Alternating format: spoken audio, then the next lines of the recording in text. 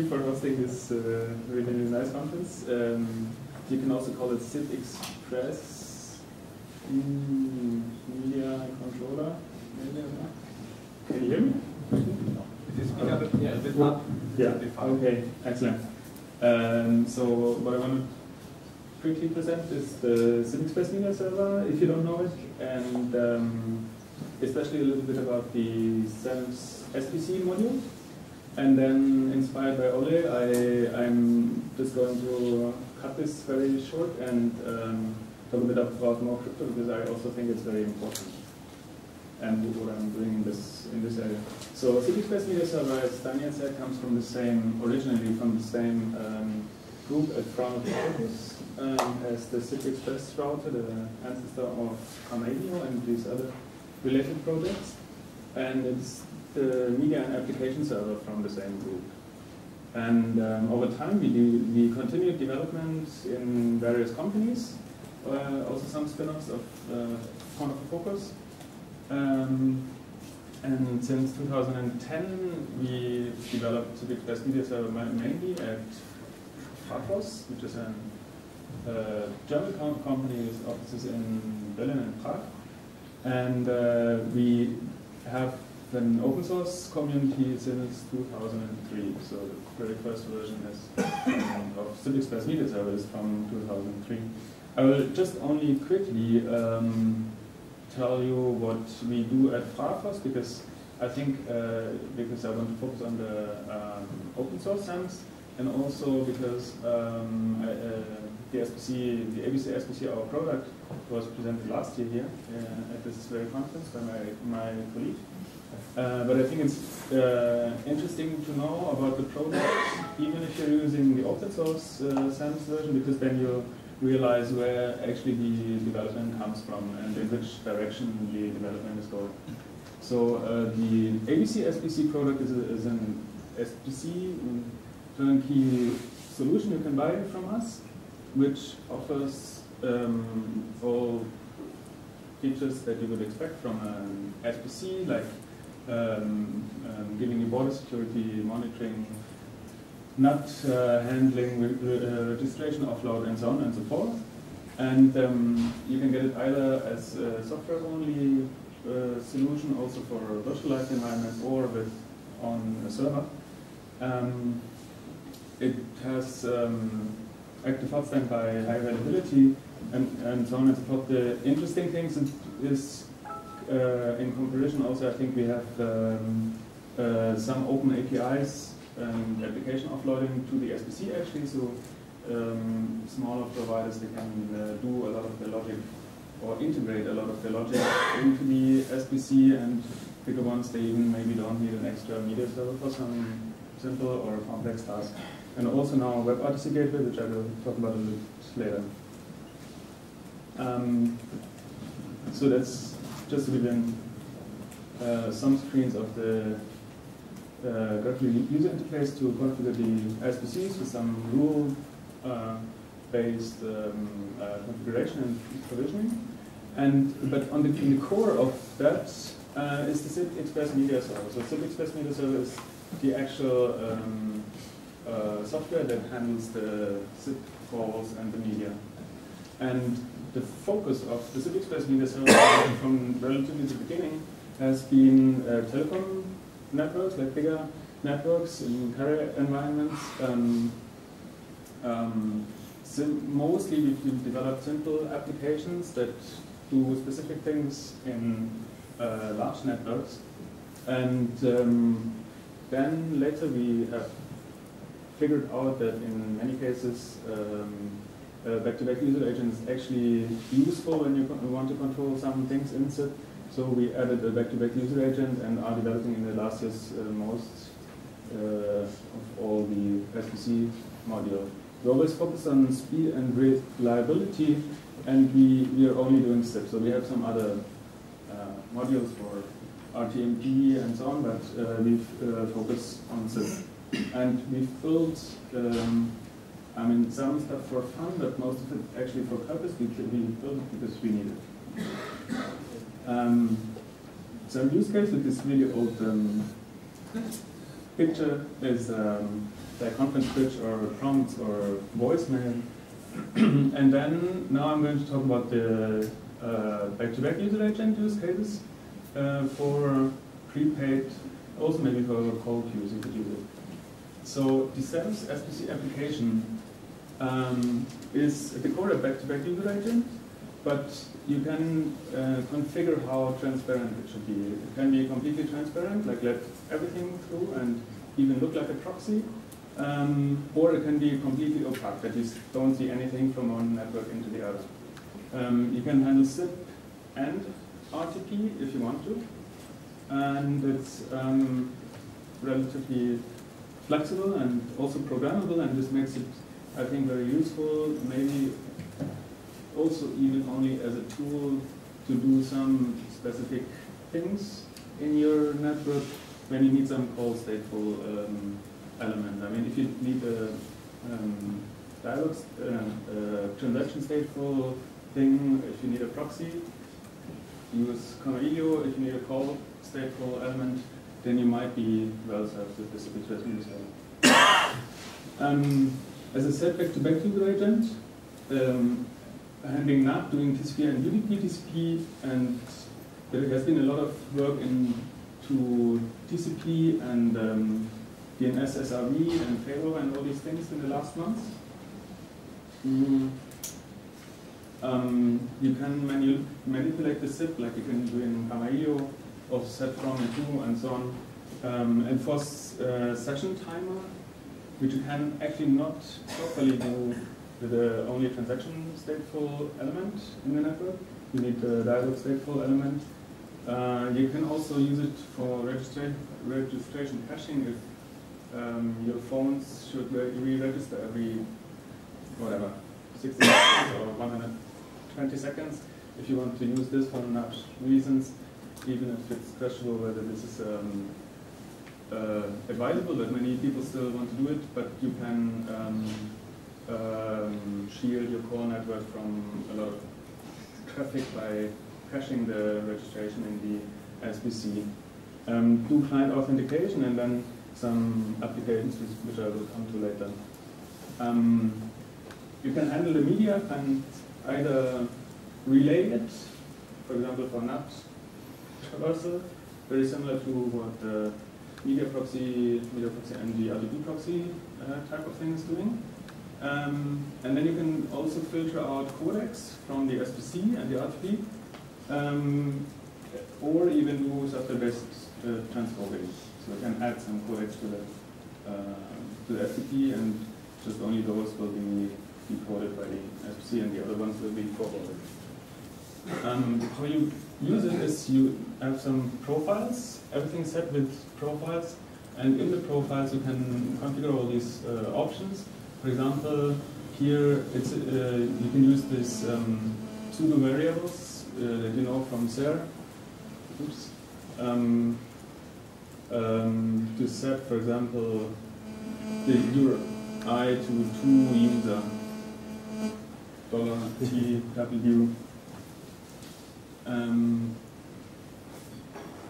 An example how this is used, example profile authentication back-to-back, different identity goes out, so outgoing provisioned with from the proxy in a separate header, param, oh, I'm using for send socket, I'm sorry Alex. And other profile options, for example, enable session timer, SDP filter, whatever. Most of these profile options can be set with these parameters, so you can control all these profile options, most of them from some headers from your proxy, for example. I said it's a programmable thing. Of course, we are engineers. We want to do more than just use it, or most of us, hopefully. And some modules are included, like a blacklist from Redis, or some REST, some module which reads the profile basically from a REST API. And then this is using this simple call control API, which just gives you three functions: start, connect, and end. And they are very simple, so it's also very simple coding skills. You can add stuff there. Then we also have an extended call control API, which lets you go into the details of the SBC handling each message, like when you get this and that reply on the other leg, I want to do something, or I want to drop the message, or reply, or change the reply code and contents and so on. And now, also in the last year, we had this addition that you can switch call legs together, PBX style. So for example, if you want to do mid-call prompts, or you want to switch from or after a call you want to do a prompt, you can take the call with a re-invite to process local media. And you can also do this in DSM script, which is a nice scripting language, expressing applications as state machine. And here, using this disconnect function, we internally disconnect it to call legs, and then we, on the A leg, we connect local media processing and play a file, and that's it. So the whole example is like 2 or 3 screens of it, and that's also in the workshop PDF. So E stands for Express. Excellent signaling performance, I'd say, and we've been also optimizing it a lot. RTP handling. We hit the limits with a high number of packets per second, and the loss was somewhere between the NIC and the kernel. And also one important thing to note, if you do performance testing, stress testing, without really packet loss detection, it's meaningless. So it would be really nice to have this in some future versions of ZIP or JZP. I'm actually using a modified version of SEMS, and I run some extra test calls with SEMS and figure out whether there's packet loss. Here I give you some tuning options. Use a thread pool, signaling thread pool, otherwise it will be one thread per session. One thread for the signaling and application logic per session. Use a thread pool if you do high amount of calls which don't block, and then you have these options here to configure how many threads to use for handling signaling and application logic, how many for handling media, how many for RTP receiving and relaying, and then how many for receiving zip messages and parsing them. And this one also got us up some performance, especially for signaling only situations. So I can give the tip to the Asterisk developers with the new PJZip channel again, also add a thread pool there, and we'll get better signaling performance. Okay, so that's quickly about the SBC module of Civic Media Server. I hope it's useful for anyone. We haven't been doing a lot of updating websites and doing community things in the last year, because we've been quite a lot busy developing the code, but I think a lot of the code we have published and can be really useful in many situations, I hope. And yeah, I'd be happy to also get some feedback on mailing lists and so on. And with this, if I have some minutes, well, yeah, I'd go to something also inspired by Ole's call for more cryptography, more security for the user. And I think that discussion after Ole's talk was cut off very quickly. In my opinion, too much centralization of power is just a very dangerous thing. And if you know all electronic communications, possibly of everyone, you just have a lot of power. And one example is the Kamailio case, just Google or Wikipedia. And one thing that we maybe not so often think about is who is going to actually participate in the development of society and in politics and doing something critical also maybe. If everything of all communications of you are known, are you going to meet someone if your profile, where you go is always being recorded? So are you going to send this email to someone saying, hey, I'm interested in this discussion about politics? And I want to live in a free society under the rule of law, like what you say in German, freiheitlicher Rechtsstaat. I hope this is the right translation in English. And secret laws, the secret courts, they're actually not rule of law.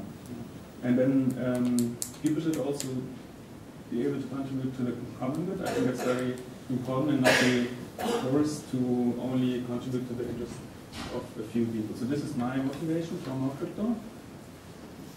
And one thing that is, I think, new development in that context also interesting is WebRTC, because it puts in the hand of everyone, every consumer, a really good VoIP user agent stack, both in the browser and possibly as a mobile application with encryption, with DTLS SRTP. And this is both a move to all IP communications and the DTLS SRTP end-to-end encryption that is possible everywhere.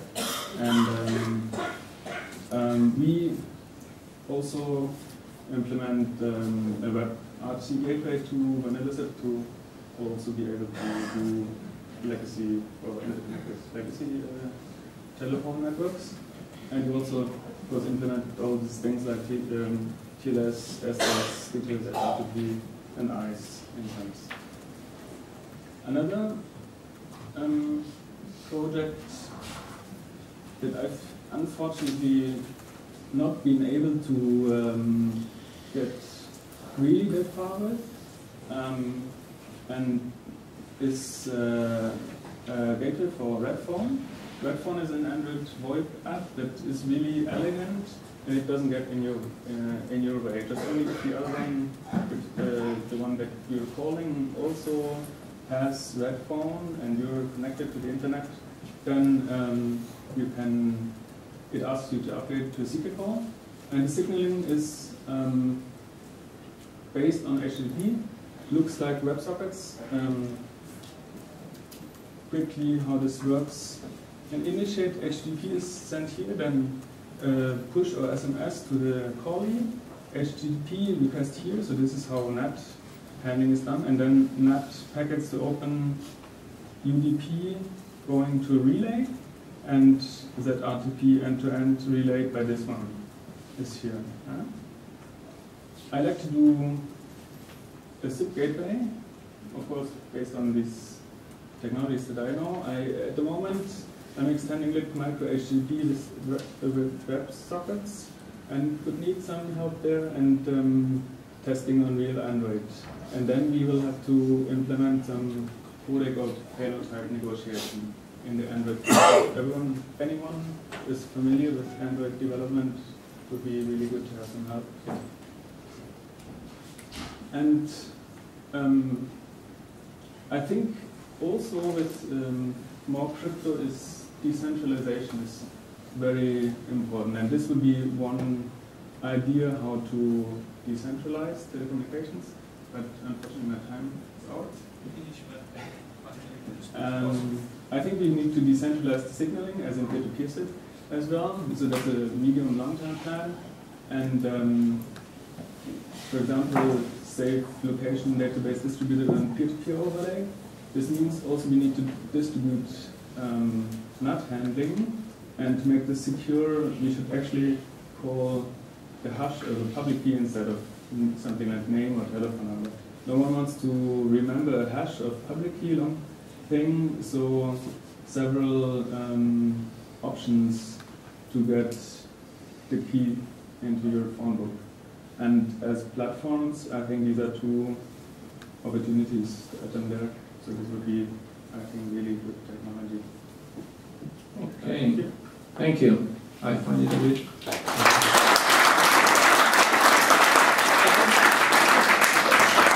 Let's say contradictory building an SBC and focusing on privacy. Because with the SBC you can listen to everyone. So it's a bit man in the middle, right?